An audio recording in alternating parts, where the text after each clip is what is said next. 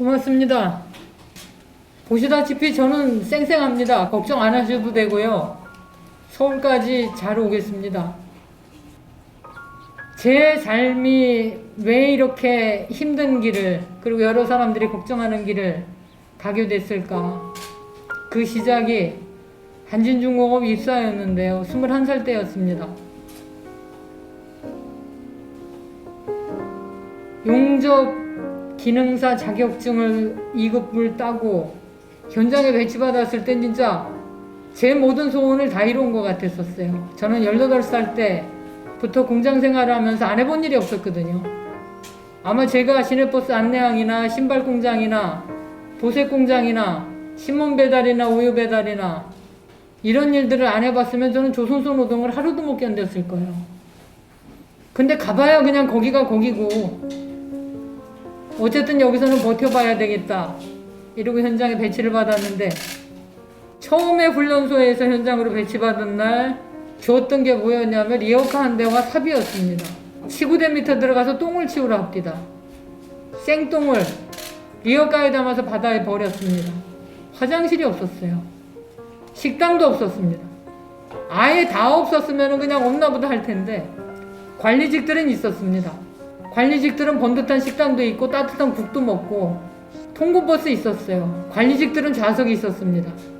일요일도 없이 토요일도 없이 새벽부터 밤늦게까지 일어나면서 그 손잡이 하나를 잡고 졸았습니다. 어떻게 해야 이 삶이 바뀌는지를 몰랐습니다. 지정 좌석제 없애주세요. 먼저 탄 사람이 앉을 수 있게 해주세요. 혹은 힘들게 일한 사람이 좌석에 앉게 해주세요. 아니면 통근버스를 늘려주세요. 5년을 똑같은 말을 해도 한마디도 안 통합니다. 노조가 있었으되 노동자들의 권리를 대변하지 않는 어용노조였습니다. 노조 대의원에 출마를 했습니다. 난생 처음으로 1등이라는 걸 해봤어요. 그때는 어용노조가 순진해가지고 자신들의 비리를 아주 디테일하게 기록을 해놨었습니다. 멀쩡하게 살아계신 아버지가 돌아가시고 엄마도 몇 번을 돌아가시고 살아나시고 그 돈을 조합원들은 본 적도 없는데 도장은 다 찍혀있고, 그 병조비 떼먹으려고 노조 간부라는 자들이 그런 짓을 했었습니다.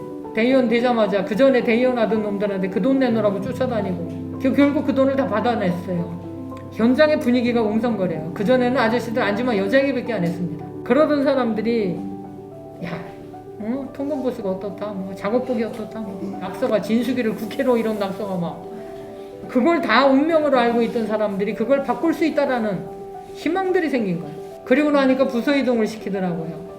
대의원을 사퇴하래요. 내가 왜 사퇴합니까?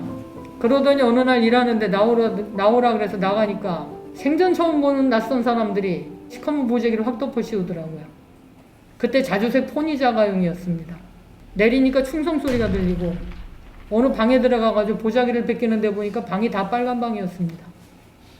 벽도 빨갛고 천정도 빨갛고 욕조 변기 세면기가 다 빨갰어요. 여기가 뭐 하는 데냐고 물으니 너 같은 빨갱이 잡는 데래요. 이 사람 아니야 저 사람 아니야 모른다. 그때마다 때리고. 그게 26살 때였어요. 그게 무단결근의 사유였어요. 거기를 3번을 갔다가도 저는 살아서 나왔습니다. 그리고 8개월 후에 대한민국에는 기가 막힌 일이 벌어지죠. 톡하고 치니 옥하고 죽더라. 박종철이라는 학생이 한진중공업 바로 문 앞에 살았습니다. 아저씨들이요, 그 집 앞에 이렇게 지나갈 때마다 진수가 저 집에 서울대학교 학생이 산대. 그렇게 본 적도 없는 청년이 저 집에 산다는 것만 해도 자랑이었는데 그 사람이 내가 끌려갔던 공간에서 8개월 만에 죽어서 나왔대요. 거기가 대공무실이었습니다. 그때는 살아있는 게 참 무거웠습니다. 그냥 삶 자체가요, 빚이었어요, 다. 그러고 해고가 됐죠. 너무 억울해가지고 김수환 추기경한테도 편지를 보내보고, 제가 알고 있는 신문사마다 편지 다 보내보고 탄원서 다 보내보고, 변호사 선임할 돈도 없었습니다. 해고자가 그때 무슨 돈이 있겠습니까? 판사님은 늘 똑같은 얘기를 했어요. 서면으로 제출하세요. 도대체 뭘 서면으로 제출하라는 거지? 저는 부산에 서면이라는 데가 있어서 서면에 무슨 법률 지원하는 데가 또 따로 있는 줄 알았습니다. 나중에 노무현 변호사 사무실에 가니까 거기 이제 무료 노동법률 사무소가 있었거든요. 왜 항소를 안 했냐 그래서 항소가 뭐냐고 물었었습니다. 저는 아무것도 몰랐거든요, 그때. 그렇게 쫓겨난 공장을 저는 35년 동안 3번 들어가 봤습니다.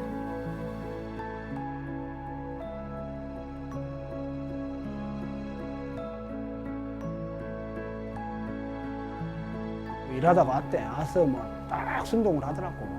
나이 든 우리 고참들이 정말 그 선동 한번 듣고 나면은 거의 오줌을 쌀 정도로 이렇게 몰입이 됐다고.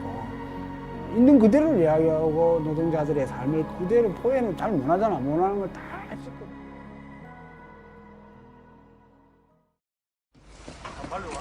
이렇게 고정하세요. 고정하세요. 내가 김진숙입니다. 고정하세요.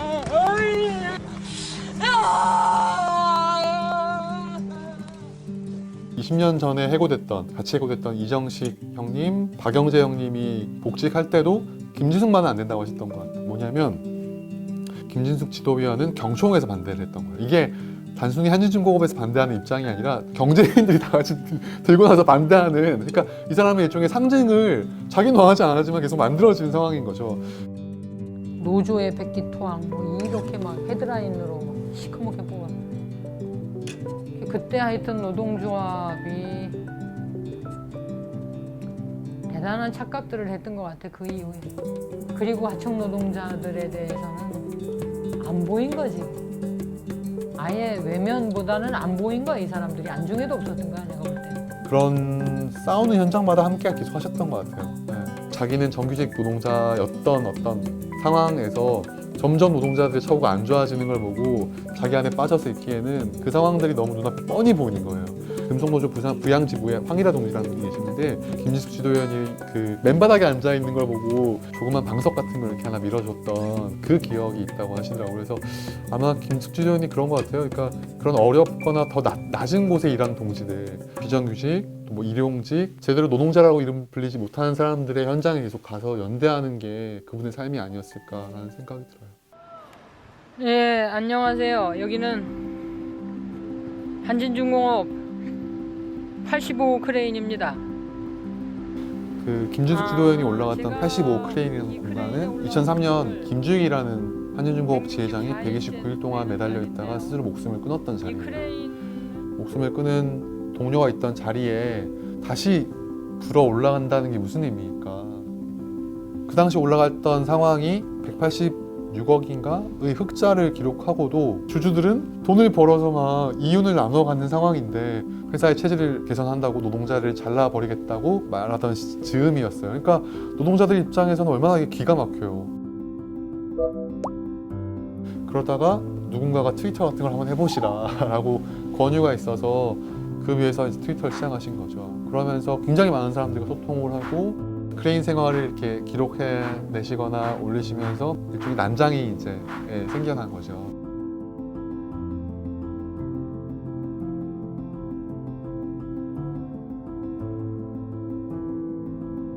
그러면서 희망버스라는 어떤 유례 없는 보기 드문 운동이 만들어지지 않았나 생각이 들고,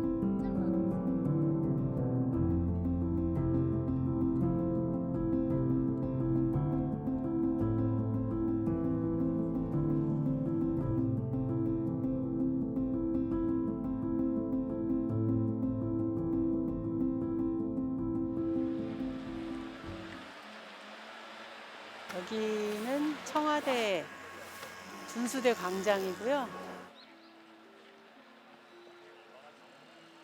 지금 저희는 김진숙 지도위원회 복직을 위해서 단식 농성 중이고요.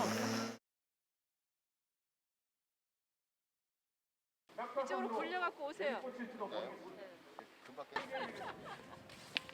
제가 김지도님하고 개인적으로 특별히 무슨 인연이 있거나 이런 건 아니고요.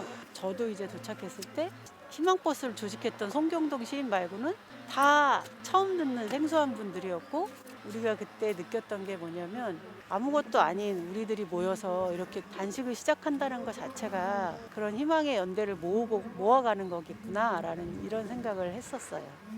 그분은 늘 어려운 현장, 어려운 노동자들을 찾아다녔고 오라고 하든 자신이 그 소식을 들으면 맨 먼저 몸이 달려갔던 분이셨고, 그렇기 때문에 이분의 복직에 갖는 의미는 어떤 한 노동자 개인의 복직이 아니라 이 땅에 불법적으로 잘못 자행된 모든 해고 노동자들에게 그들이 다시 일터로 돌아갈 수 있다라는 근거를 마련하게 되는 거고, 그런 사회로 가는 기초가 되는 일이기 때문에 우리한테는 그만큼 더 중요한 일이라고 생각이 돼요.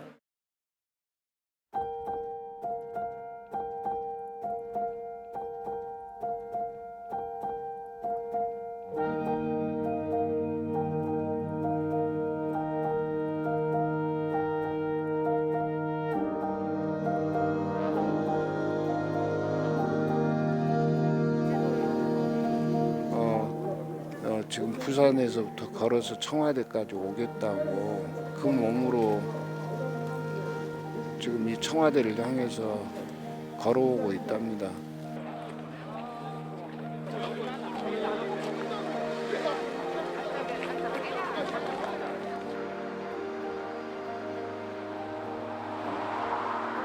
뭘 또 친한 척하고 그래. 아이고는 일부러 그런 것 같은데. 아우 진짜.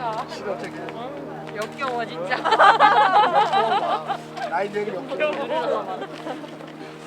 가증스럽게요. 아무래도 내가 처음에는 3명이서 출발했는데 당일날 원동역에 도착했을 때 9명이 됐거든요. 근데 그러다가 그게 뭐 30명, 70명, 뭐 200명, 250명 이렇게 됐었어요. 사실 지도연님이 26살에 해고됐었는데 저도 26살에 해고됐었거든요. 근데 저는 사실 한 1년 조금 넘게 투쟁하다가 결국은 복직도 못했고 사실은 투쟁을 마무리했는데, 지도연님이 만약에 이제 35년간의 해고 생활을 끝나고 복직한다라고 하면 제가 이루지 못한 꿈을, 제가 포기했던 꿈을 지도연님이 대신 이루는 것 같은 그런 좀 위안이 될 것 같은 느낌이 들어요.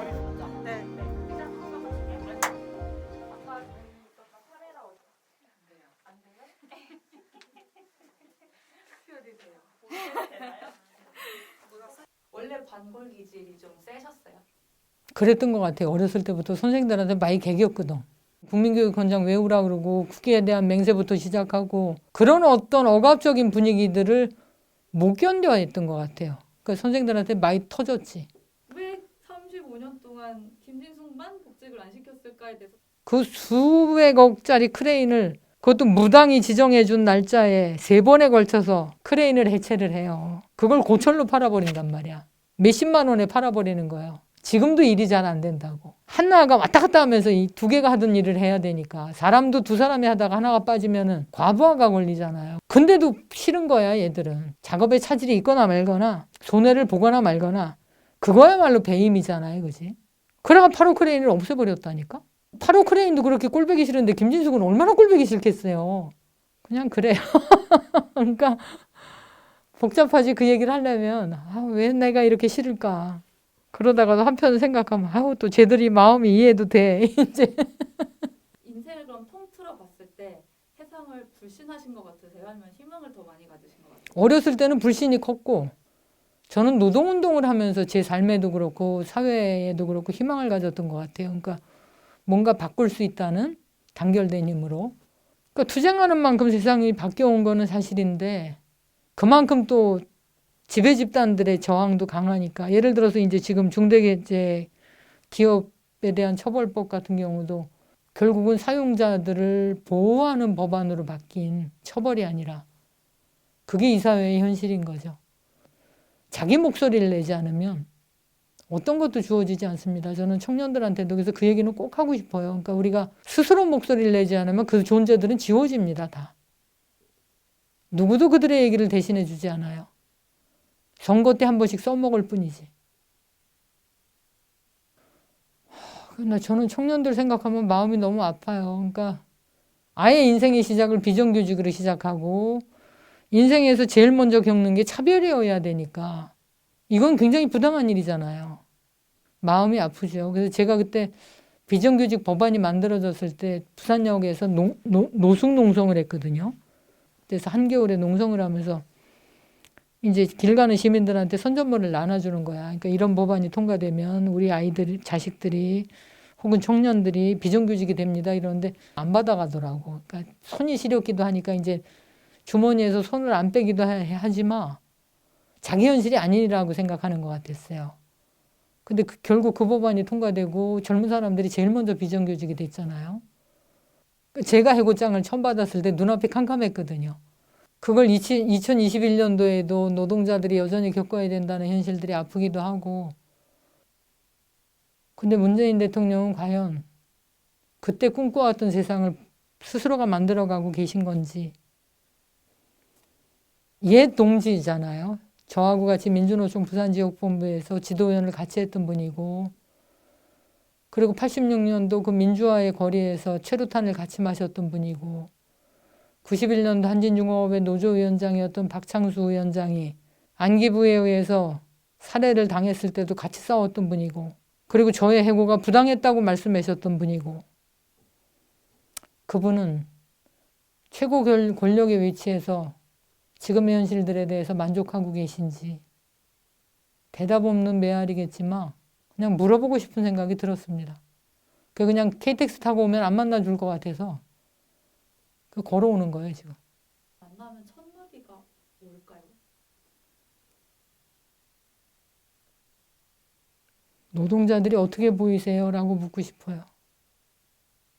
그냥 내 발로 나온 것도 아니고 노동조합 활동을 했다는 이유로 검은 보자기에 덮어 씌운 채 끌려 나와서 못 들어간 게 35년입니다. 그래서는 80이 넘은 노인들께서 30년, 40년 전에 간첩 혐의로 재심을 신청을 하고 무죄 판결을 받고 우는, 그건 그 사람의 인생이거든요. 그냥 삶이거든요. 제가 청와대까지 걷고 있는 길에는 옛날 80년대 해고자들, 사마고무, 진양고무, 풍산금속 뿐만 아니라 최근 들어서 해고된 대우버스, 한국게이츠, 그 다음에 작년에 해고된 아시아나 KO, 코레일 네트워크스, 그 다음에 LG 트윈타워, 그분들이 이렇게 오시는 걸 보면서 이게 무슨 역사가 연결되는 느낌이 들었습니다. 근데 그 연결이 기쁜 연결이어야 되는데 슬프기도 해요. 그렇지만 또 우리는 그렇게 없는 길을 만들어 왔던 사람들이고 거기서 또 희망을 받던 사람들이기 때문에 그냥 꾸역꾸역 걸어올 거예요. 그 과정 중에 떡을 주는 사람도 만나고 물을 주는 사람도 만나고 꽃도 보고 돌부리에 채이기도 하고 지나가는 큰 차에 몸이 휘청거리기도 하고 눈길을 밟기도 하고 언덕길을 넘기도 하고 그냥 그러면서 꾸역꾸역 서울까지 올 거예요. 내 발로 나오고 싶어요. 나. 인간이니까. 누군가에서 끌려 나오는, 누군가에 의해서 강압적으로 끌려 나오는 게 아니라 내 발로 걸어 나오고 싶습니다.